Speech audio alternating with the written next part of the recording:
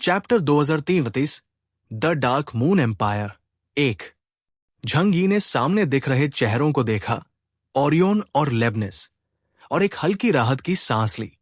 लगता है वैटिकन झूठ नहीं बोल रहा था। वो सच में ल्यूनेरियन से संपर्क कर सकते हैं, लेकिन उनके वॉरशिप के उतरने की जगह शायद गलत थी। वो सीधे बैटलफील्ड के पास उतरे थे, इसलिए युद्ध में फंस गए। व्हाइट लीजन के सैनिक उस चांदी जैसे प्रकाश में नहाई महिला को देखते ही झुक गए।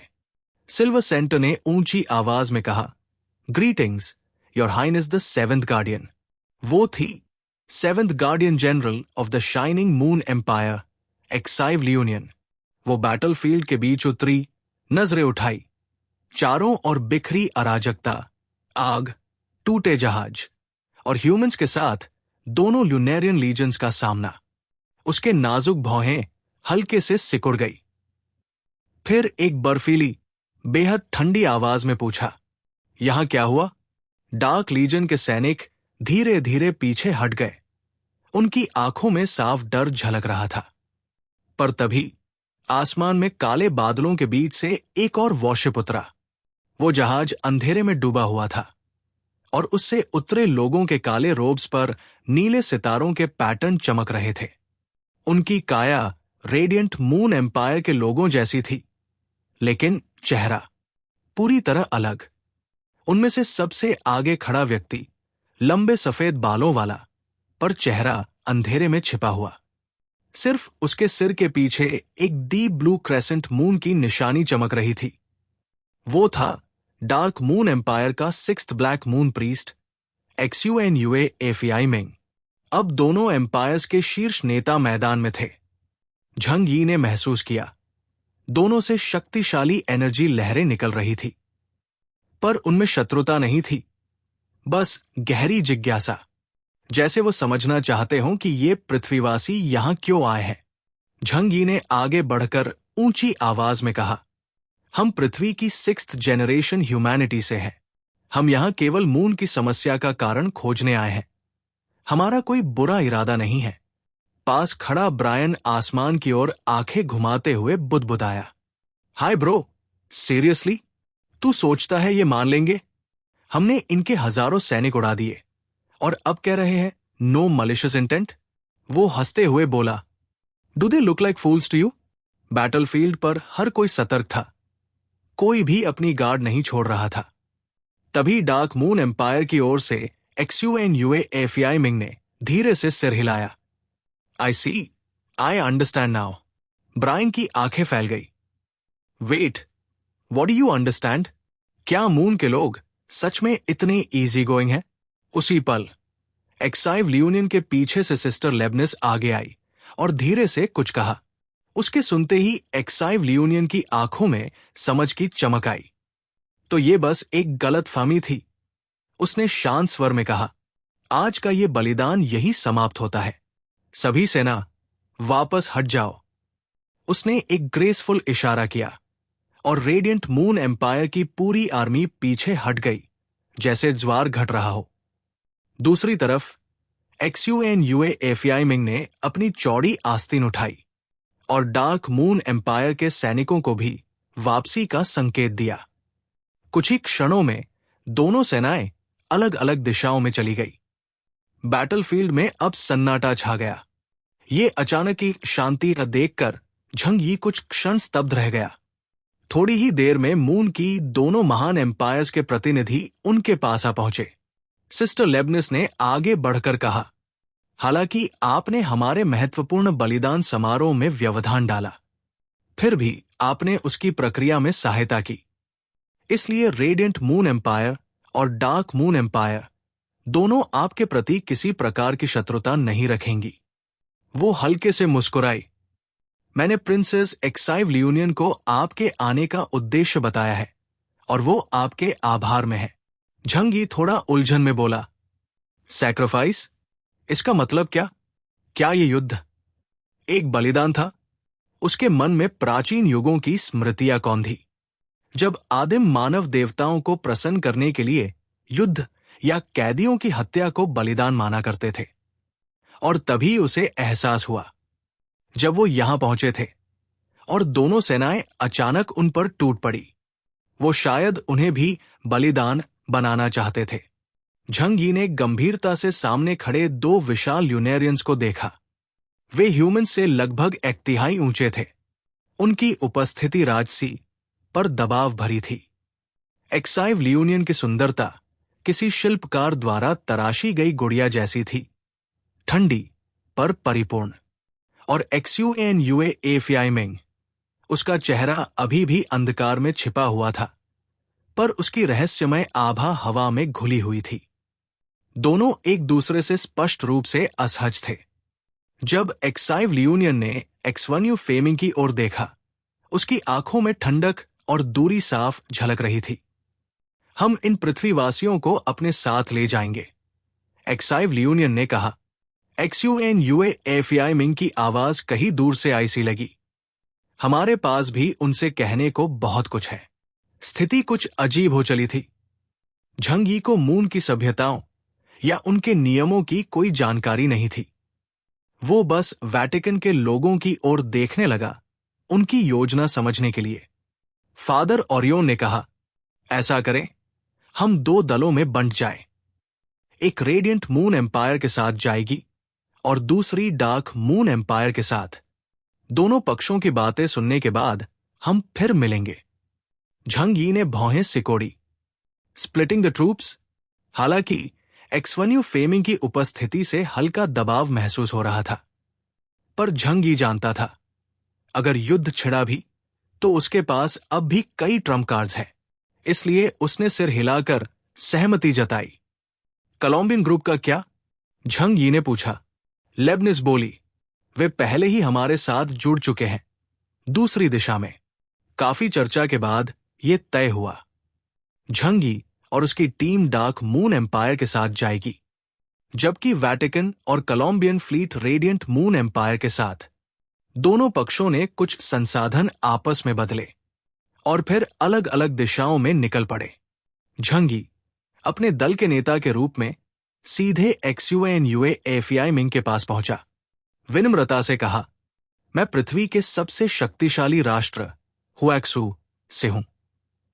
मेरा नाम केओस है। हम यहां मून में हो रहे परिवर्तनों की जांच करने आए हैं, क्योंकि हमने पाया कि मून टूटने लगा है और उसके टुकड़े पृथ्वी पर गिर सकते हैं, जो हमारे अस्तित्व के लिए खतरा है। एक्सयूएनयूए एफियाइमिंग की दृष्टि कुछ क्षणों के लिए उस विशाल वॉरशिप पर ठहर गई। थोड़ा आश्चर्य, पर कोई घबराहट नहीं।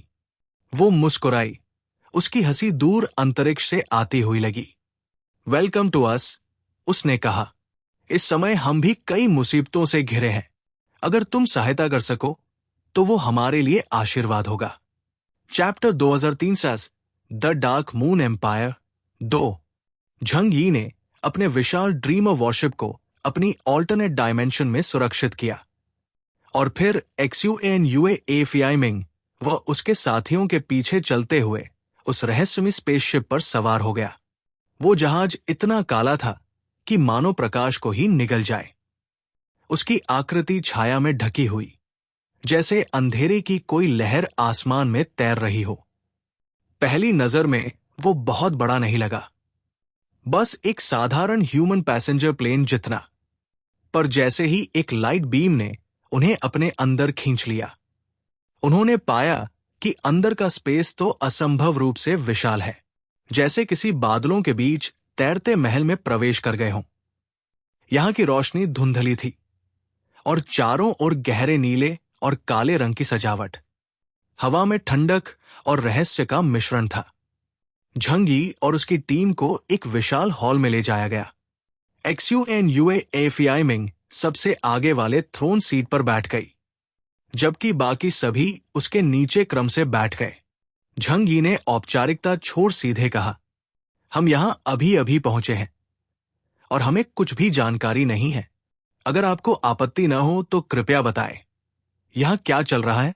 एक्सयूएनयूए एफियाइमिंग ने हल्के इशारे से एक सर्वेंट को बुलाया। वो एक बड़ा ब्लैक मेटल कंटेनर लेकर आया, जिसमें नीला हरा धुंधला सा पदार्थ था। न वो टी जैसा लग रहा था, न खाना। अगर कुछ तुलना करनी हो तो वो टोफू पुडिंग जैसा दिखता था। XUNUA मिंग ने कहा, आपकी परंपराओं के अनुसार मेहमानों का स्वागत भोजन और पेय से किया जाता है। मुझे नहीं पता कि आप हमारा भोजन खा सकते हैं या नहीं। झंग यी मुस्कुराया, हमारे शरीर की संरचना और खाने की आदतें दोनों अलग हैं। आपकी मेहमानवाजी सराहनीय है, लेकिन मुझे डर है कि इससे पेट खराब न हो जाए। पास बैठा फैटिक्शु उत्सुकता से कंटेनर उठाकर देख ही रहा था, लेकिन झंग यी की बात सुनते ही उसने जल्दी से उसे नीचे रख दिया, जैसे खुद को किसी मुसीबत से बचा लिया हो। XUNUA मिंग ने कोई जोर नहीं दिया, बस सहज स्वर में कहा, मून पर पृथ्वी की तुलना में बहुत कम जर्म्स है, इसलिए हमारा भोजन पूरी तरह शुद्ध होता है। झंग यी ने सिर हिलाया, बात याद रखी, पर फिर भी कुछ नहीं खाया। थोड़ी औपचारिक बातचीत के बाद असली मुद्दे पर बात शुरू हुई, मून पर हो रहे बदलावों की। XUNUA मिंग ने सबको इंतजार में न रखते हुए मून के इतिहास को धीरे धीरे विस्तार से बताना शुरू किया। 3 अरब 50 करोड़ वर्ष पहले ईहेन रेस का विभाजन हुआ था। ये वही बात थी जो झंग यी को उस ब्लैक मेमोरी चिप में सुनने को मिली थी। XUNUA मिंग आगे बोली, उग्र विचारधारा वाले ईहेन लोग मून पर आने का निर्णय लिया। काग्गो ने एक नियम स्थापित किया था, प्राचीन सभ्यताएं वर्तमान मानव जाति द्वारा खोजी नहीं जानी चाहिए। कई प्राचीन सभ्यताएं समुद्र की गहराई या भूमिगत छिप गई, पर हमने चुना मून का दूर वाला हिस्सा, वहां जहां कोई कभी नहीं पहुंच सके। 1 सदी पहले जब ह्यूमन ल्यूनर प्रोब मून पर उतरा था, तो उसके एस्ट्रोनॉट्स की मेमोरी मिटा दी गई थी। XUNUA मिंग की आवाज ठंडी और गूंजदार थी, मानो वो किसी कालातीत इतिहास की कथा सुना रही हो। ईहेन लोग बहुत कम संख्या में हैं और उन्होंने अमरता प्राप्त कर ली है, लेकिन उसी के साथ उन्होंने रिप्रोडक्शन की क्षमता छोड़ दी। उन्हें ड्रकर के देवताओं को सील करने में सहायता की आवश्यकता थी, इसलिए उन्होंने चौथी पीढ़ी के मानव बनाए, यीहुया रेस, जिन्हें आप मून पीपल कहते हैं। झंग यी की आंखें फैल गई। मतलब 4th जनरेशन को ईहेन लोगों ने बनाया? तो फिर क्या वो खुद क्रिएटर के समान नहीं हुए? XUNUA मिंग ने कोई क्रोध नहीं दिखाया, बस शांत रही। नीचे बैठे बाकी सभी के चेहरे पर भी गहरा शौक था। इंद्र बुदबुदाई, क्या मनुष्य नए मनुष्य बना सकते हैं? क्या ये देवताओं की शक्ति को छीनना नहीं है? तो क्या मनुष्य सच में भगवान बन सकते हैं? लू केरन ने धीमे स्वर में कहा, यह वैसा ही है जैसे मनुष्य इंटेलिजेंट लाइफ फॉर्म्स बनाते हैं, बस जब तक टेक्नोलॉजी उस स्तर तक न पहुंचे वे जीवन स्वतंत्र मानव जाति नहीं माने जाते। XUNUA मिंग ने सिर हिलाया। द्वितीय पीढ़ी के देवता ईहेन रेस क्रिएटर की सबसे परिपूर्ण रचना माने जाते थे। उनकी शक्ति क्रिएटर के लगभग समान थी, लेकिन इसी कारण उन्होंने जीवन की निरर्थकता समझी और सामूहिक रूप से ईथर में विलीन होने का निर्णय लिया। झंग यी मुस्कुराया, तो मून पर आने वाले ये उग्रपंथी अधूरे थे? वो बोली, नहीं, वो अधूरे नहीं थे। उन्होंने बस आत्म जागरूकता पाई थी और अपने अस्तित्व का अर्थ खोज रहे थे। हॉल में सन्नाटा छा गया। हर कोई ध्यान से उसकी बात सुन रहा था। XUNUA मिंग आगे बोली, तुम लोग अब दुनिया में हो रहे परिवर्तनों को देख चुके हो, इसलिए ड्रकर गॉड्स के अस्तित्व के बारे में जानते ही हो। आज भी ऐसे 7 सबसे शक्तिशाली ड्रकर गॉड्स जीवित है, जो मून पर मुहरबंद है। उसका नाम है समाल। झंग यी ने धीरे से सिर हिलाया। हां, वही नाम उसने पहले सुना था। सिस्टम का ट्रांसलेशन मैकेनिज्म सही काम कर रहा था। समाल की शक्ति अत्यंत प्रचंड है, वो बोली। उसे सील करने के लिए प्राचीन ईहेन लोगों ने अपनी अमरता तक दांव पर लगा दी। फिर उसने हल्की मुस्कान के साथ पूछा, क्या तुम जानते हो कि सील कैसे बनाया जाता है? झंग यी के मन में आया, कैसे जानूं? ये तो मूर्खतापूर्ण सवाल है। थोड़ी देर सोचकर इंद्र मुस्कुराई और बोली, वो एक केज है, XUNUA मिंग ने उसकी ओर देखा। किस प्रकार का केज? इंद्र कुछ क्षण चुप रही, फिर बोली, ऑफ कोर्स, एक बहुत प्रभावी केज। XUNUA मिंग ने सिर हिलाया और शांत स्वर में कहा, ड्रकर्स को मारना लगभग असंभव है, विशेषकर अंतिम 7, जिन्हें क्रिएटर तक नष्ट नहीं कर सका, क्योंकि इन 7 ने अपने पूरे ड्रकर रेस की शक्ति को समेट लिया है। उनके पास इस ब्रह्मांड की सबसे भयानक लाइफ फोर्स है। वो किसी भी वस्तु को निगल कर और शक्तिशाली बन सकते हैं, इसलिए उन्हें सील करने के लिए उससे भी प्रबल शक्ति चाहिए। एक सील जो शक्ति का ही एक रूप है, लेकिन समय के साथ ड्रकर्स वही सील पावर भी सोखने लगते हैं। इस प्रकार हजारों वर्षों में उनकी शक्ति बढ़ती जाती है और सील कमजोर पड़ता जाता है। ये सुनकर झंगी और उसके साथी सिहर उठे। ये भावना वैसी थी जैसे आग में तेल डालना। जितना समय बीतेगा, ड्रकर्स उतने ही भयानक होते जाएंगे। कभी कोई पूर्ण सील नहीं था और नहीं होगा। झंगी ने गंभीर स्वर में पूछा, तो क्या मून का सील ढीला पड़ चुका है? XUNUA मिंग ने दृढ़ता से उत्तर दिया, हां, अनगिनत वर्षों से ईहैन रेस के 12 सिल्वर किंग्स अपने शरीरों से सील के 12 स्तंभ बन गए हैं और अपनी सारी शक्ति से उसे मजबूत करते रहे हैं, लेकिन उनका बल कमजोर होता जा रहा है, जबकि ड्रकर्स की शक्ति दिन प्रतिदिन बढ़ रही है। इसीलिए रेडियंट मून एम्पायर का जन्म हुआ।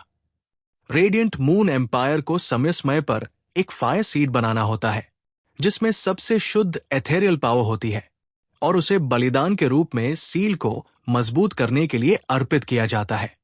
पहले ये अग्नि हर कुछ 1000 वर्षों में प्रज्वलित होती थी, फिर हर कुछ 100 वर्षों में, और अब हर 30 वर्षों में एक बार।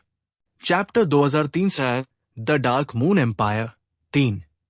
XUNUA मिंग की बातें धीरे धीरे वो रहस्य खोलने लगी जो इतने समय से झंगी और उसके साथियों के मन में उलझा हुआ था।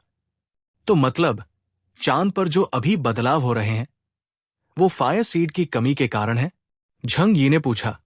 XUNUA मिंग ने सिर हिलाया। ये घटना 1 साल पहले की है। रेडियंट मून एम्पायर द्वारा पाला गया फायर सीड हमारे डार्क मून एम्पायर के एक शैडो वॉरियर ने चुरा लिया और वो चला गया डार्क सन फॉरेस्ट में, जो समाल की स्पिरिचुअल विल से करप्ट हुआ इलाका है। वहां जाने वाला कोई भी ल्यूनेरियन धीरे धीरे करप्शन में डूब जाता है, पागल हो जाता है और एक भयानक शैडो मॉन्स्टर बन जाता है। फायर सीड की शक्ति के बिना सील ढीली पड़ने लगी। समाल की शक्ति की एक झलक बाहर निकली और उसी कारण चांद टूटने लगा। आखिरकार पूरा चांद ही समाल को सील करने के लिए बनाया गया था। XUNUA मिंग ने अपने हाथ फैलाए। उनके पीछे मानो पूरा चांद दिखाई दे रहा हो, विशाल और जर्जर। जो क्रैक तुमने देखा वो बस एक छोटा हिस्सा है आने वाले विनाश का। अगर समाल सच में आजाद हो गया तो पूरा चांद उसी पल ढह जाएगा। कमरे का माहौल अचानक भारी हो गया। हवा में डर और बेचैनी भर गई। अगर चांद टूटकर पृथ्वी की ओर गिरा तो उसका परिणाम सोचना भी भयावह था। इतिहास में केवल 10 किलोमीटर चौड़ा एस्टेरॉयड भी पृथ्वी पर 5वीं पीढ़ी के रेप्टाइल्स का सहार कर चुका था। तो अगर पूरा चांद ही टूट पड़े, मानव जाति का अंत निश्चित था। झंगी की आंखें तेजी से चमकी। भीतर एक गहरी दहशत उठी। अर्थ भी अब सुरक्षित नहीं है। उसी वक्त उसके दाई और बैठी यांग जिंगसन ने उसका हाथ थाम लिया। झंगी ने उसकी ओर देखा। यांग जिंगसन का चेहरा शांत था, उसकी आवाज दृढ़। भैया, ज्यादा परेशान मत हो। चांद अरबों सालों से है। समाल को इतनी आसानी से सील से निकलने नहीं मिलेगा। वो मुस्कराई। क्या तुम भूल गए किनलिंग ड्रैगन क्लैन ने क्या कहा था? झंगी को हॉटू के वो शब्द याद आ गए। ड्रैगन क्लैन का विश्लेषण था कि ये ल्यूना बदलाव कम से कम निकट भविष्य में अर्थ को प्रभावित नहीं करेंगे। XUNUA मिंग ने भी वही कहा। 12 सिल्वर किंग्स अब भी सिल्वर थ्रोन पर बैठे हैं। 100 सालों तक सील नहीं टूटेगी, लेकिन हमें हर छोटी से छोटी दरार को भी भरना होगा। क्योंकि अगर पहली दरार खुल गई तो पूरा बर्फ का पहाड़ पिघलने लगता है। झंग यी ने सिर दबाया। बहुत सारी जानकारी एक साथ उसके दिमाग में घूम रही थी। ओह, एक बात पूछना चाहता हूं, ये फायर सीड असल में है क्या? और ये खोया कैसे? क्या तुम्हारे इन दो साम्राज्यों के अलावा यहां और कोई शक्ति है? XUNUAFEI मिंग ने शांति से जवाब दिया। नहीं, चांद पर सिर्फ 2 रेसेस है, और जहां तक फायर सीड के खोने की बात है, वो बहुत लंबी कहानी है। झंग यी ने ध्यान दिया। उसने कहा 2 रेसेस, 2 देशों नहीं। उसकी भौहें सिकुड़ गई। उसे लगा चांद पर अब भी बहुत से रहस्य छिपे हैं। 2 रेसेस? मतलब क्या? क्या डार्क मून एम्पायर और रेडियंट मून एम्पायर दोनों ही चौथी पीढ़ी की रेसेस नहीं है? बाकी सबकी निगाहें भी XUNUAFEI मिंग पर टिक गई। XUNUAFEI मिंग लंबे समय तक चुप रही, फिर धीरे धीरे सिर उठाया। उनका चेहरा अब भी अंधेरे में ढका था। उनकी अभिव्यक्ति पढ़ना असंभव था। हम सचमुच चौथी पीढ़ी के हैं, उसने कहा, लेकिन उन्हें ईहेन रेज ने बनाया था, और हमें संभालने। उस एक वाक्य के साथ पूरा हाल थम गया। ब्रायन उछलकर खड़ा हो गया। वुफ की आवाज के साथ चौपाया मुद्रा में उतर आया। उसकी आंखों में अब चेतावनी और सतर्कता थी। सलादीन और उसके सैनिक भी हथियारों पर हाथ रख चुके थे। बस आदेश की देर थी। झंग यी ने हाथ उठाकर इशारा किया। घबराओ मत। मुझे लगता है हमें लॉर्ड XUNUAFEI मिंग की बात पूरी सुननी चाहिए। अब सब समझ में आने लगा। रेडियंट मून एम्पायर और डार्क मून एम्पायर की वो ठंडी निगाहें, वो असमान वातावरण, सबका कारण यही था। शी युए ल्यूनियन की नजरों में XUNUAFEI मिंग के लिए जो अविश्वास था, वो अब पूरी तरह स्पष्ट था। XUNUAFEI मिंग ने उनकी कहानी बताना शुरू किया। समाल भले ही सील किया गया, पर उसकी अपार शक्ति कभी पूरी तरह कैद नहीं की जा सकी। हर कुछ 1000 साल में सील ढीली होती है और उसकी शक्ति बाहर निकलती है। इससे 2 घटनाएं जन्मी। पहली, डार्क सन फॉरेस्ट, जो चांद के उस पार है और समाल की डार्क पावर से सदैव ढका रहता है। वहां कोई भी जीव पागलपन और भ्रम में फंस जाता है। दूसरी घटना है सपनों में जीवन का जन्म। मानव इतिहास के सबसे शक्तिशाली दूसरे और तीसरे युग के देवताओं के पास भी जीवन रचने की शक्ति थी। असल में यह शक्ति सिर्फ क्रिएटर कागा गो तक सीमित नहीं थी। जीवन का मतलब है भौतिक शरीर और स्मृति, साथ ही एथेरिक फ्रैगमेंट्स की स्पिरिचुअलिटी।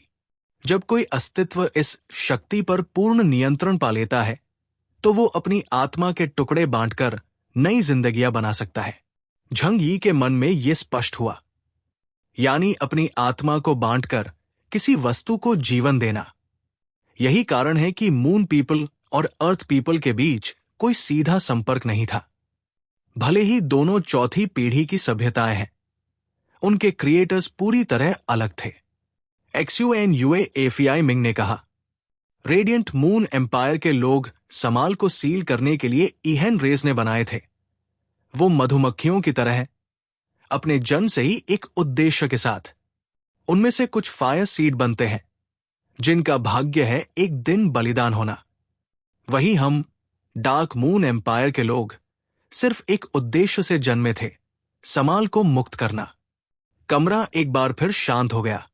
झंग यी ने सावधानी से पूछा, तो फिर तुम अभी अपना उद्देश्य पूरा क्यों नहीं कर रही?